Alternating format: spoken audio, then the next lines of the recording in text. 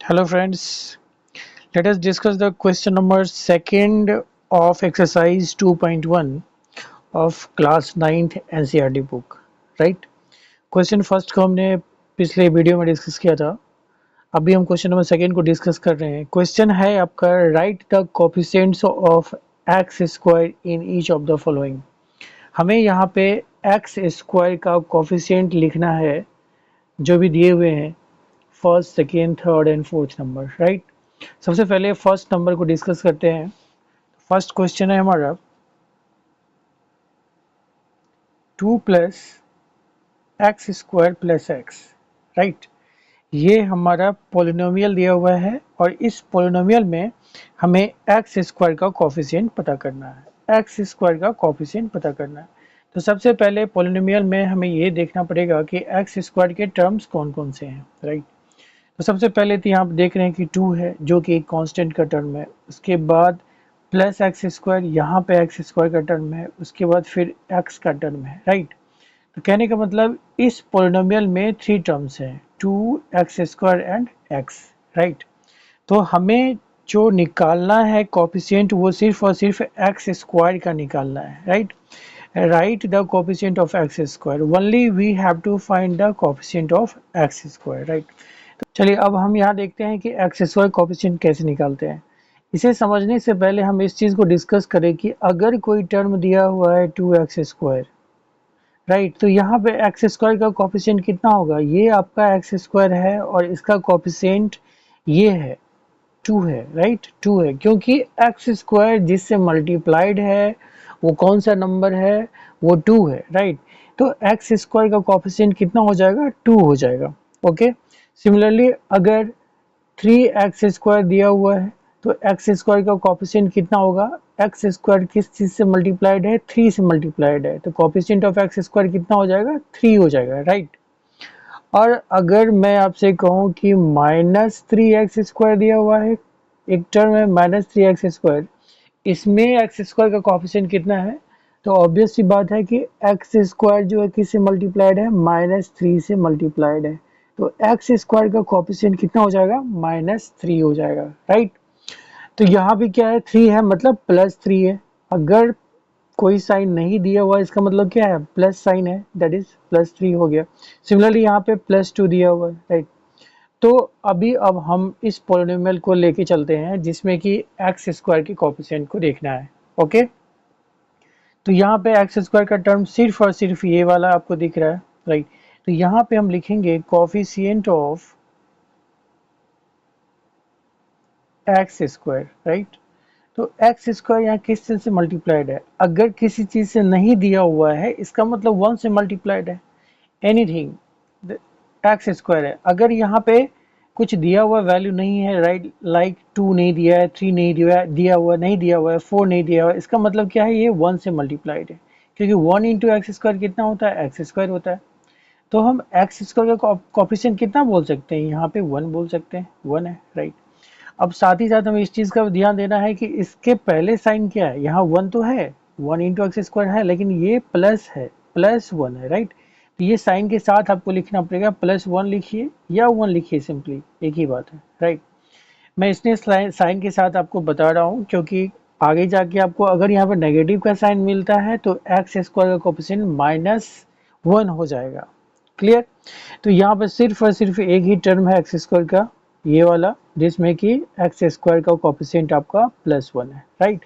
तो this one is the answer. ये आपका एक्सप्लेनेशन का पार्ट है, ओके। नेक्स्ट क्वेश्चन सेकेंड है इसका 2 minus x square plus x to the power 3, right. यहाँ इस पॉलिनोमियल में 3 टर्म्स हैं, 2 है, -x square plus x cube.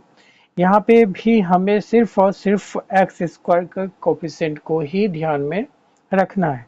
तो एक्स स्क्वायर का कोफिशिएंट यहाँ पे कितना है, तो हम लिखेंगे कोफिशिएंट ऑफ, शॉर्ट में इस तरह से आप लिख सकते हैं कोफिशिएंट को, कोफिशिएंट ऑफ एक्स स्क्वायर, ये हो जाएगा एक्स स्क्वायर किस से मल्टीप्लाइड है, तो 1 से मल्टीप्लाइड है, लेकिन साइन क्या है उससे पहले माइनस है, तो कहने का मतलब -1 हो जाएगा एक्स स्क्वायर का कोफिशिएंट यहाँ पे, राइट। तो this will be the answer, similarly question number 3 को देखते हैं। Pi by 2 into X square है, pi by 2 into X square है प्लस एक्स है। अब इस पॉलिनोमियल में देखिए दो टर्म है, एक टर्म में एक्स स्क्वायर वाला है और दूसरा टर्म एक्स वाला है, राइट। तो हमें तो सिर्फ और सिर्फ फोकस करना है एक्स स्क्वायर वाले पे, क्योंकि हमें जो पूछा जा रहा है वो एक्स स्क्वायर का कोफिशिएंट पूछा जा रहा है। तो कहने का मतलब हम लिख सकते हैं कोफिशिएंट ऑफ एक्स स्क्वायर कितना हो जाएगा, एक्स स्क्वायर जिस चीज से मल्टीप्लाइड है वो क्या चीज है, पाई बाई 2 है, राइट। पाई बाई 2 है, या प्लस पाई बाई 2 कहिए या पाई बाई 2, बात एक ही है। तो this will be the answer. X के कोफिशिएंट से हमें कोई मतलब नहीं है। हाँ, अगर एक्स का कोफिशिएंट पूछता तो हम यहाँ पे बता सकते हैं थे कि एक्स किस चीज से मल्टीप्लाइड है, 1 से, तो एक्स का कोफिशिएंट 1 हो जाता, राइट। सिमिलरली इस वाले पोलिनोमियल में अगर x टू द पावर 3 का कोफिशिएंट पूछता है तो x टू द पावर 3 किसी से मल्टीप्लाइड है, 1 से, तो कोफिशिएंट कितना हो जाता है, x टू द पावर 3 का 1 हो जाता है, राइट। तो वो आंसर हो जाता है। बट अभी जितने भी पोलिनोमियल दिए हुए हैं इस क्वेश्चन में वो सिर्फ और सिर्फ हमारे पास किसके हैं, एक्स स्क्वायर के कोफिशिएंट को ही पूछा जा रहा है, राइट। चलिए लास्ट क्वेश्चन को हम देखते हैं, जो कि क्वेश्चन नंबर 4 है। ये है under root 2 into x minus 1, right. X जो है से रूट से बाहर है, राइट। ये अब इसमें एक्स स्क्वायर का कोफिशिएंट पूछा जा रहा है। हालांकि यहाँ पे दो टर्म है, एक एक्स वाला और एक कांस्टेंट टर्म है, राइट। यहाँ पे एक्स स्क्वायर का टर्म है ही नहीं, राइट। जब एक्स स्क्वायर का टर्म नहीं होगा और एक्स स्क्वायर का ही कोफिशिएंट पूछा जाएगा, उस केस में आप एक्स स्क्वायर के कोफिशिएंट को 0 लिखेंगे, राइट। तो कोफिशिएंट ऑफ एक्स स्क्वायर कितना हो जाएगा, 0 हो जाएगा इस केस में, क्योंकि यहाँ पे एक्स स्क्वायर का टर्म नहीं है। अब 0 क्यों होगा इस चीज को जरा हम समझते हैं। एक्सप्लेनेशन यदि इसका देखा जाए, अगर हम एक्स स्क्वायर को 0 से मल्टीप्लाई कर दे, एक्स स्क्वायर को 0 से मल्टीप्लाई कर दे, करने का मतलब 0 इंटू एक्स स्क्वायर कर दे, तो ये वैल्यू कितना होगा, 0 होगा, राइट। और इस 0 को हम यहाँ लिख सकते हैं। अगर हम इस चीज को इस तरह से लिखें, रूट 2x माइनस 1 लिखें और प्लस 0 इंटू एक्स स्क्वायर लिख दे, 0 इंटू एक्स स्क्वायर लिख दे, अगर 0 इंटू एक्स स्क्वायर इस वाले में, तो इससे कोई फर्क नहीं पड़ने वाला है। क्यों, क्योंकि 0 इंटू एक्स स्क्वायर कितनी वैल्यू को रिटर्न करता है, ये 0 को रिटर्न करता है। अगर इसमें हम 0 ऐड कर दे या 0 सब्ट्रैक्ट कर दे तब भी इसकी वैल्यू कितनी रहेगी, रूट 2 इंटू एक्स माइनस 1 ही रहेगा, राइट। कहने का मतलब हम 0 को डाल के इस तरह से लिख सकते हैं। अब जब इस तरह से लिख सकते हैं तो एक्स स्क्वायर का कोफिशिएंट यहाँ पे देखेंगे तो कितना आ रहा है, 0। कहने का मतलब ये 0 से मल्टीप्लाइड है। एक्स स्क्वायर किससे मल्टीप्लाइड है, 0 से मल्टीप्लाइड है, इसीलिए एक्स स्क्वायर का कोफिशिएंट कितना हम लिख रहे हैं, यहाँ पे 0 लिख रहे हैं, राइट।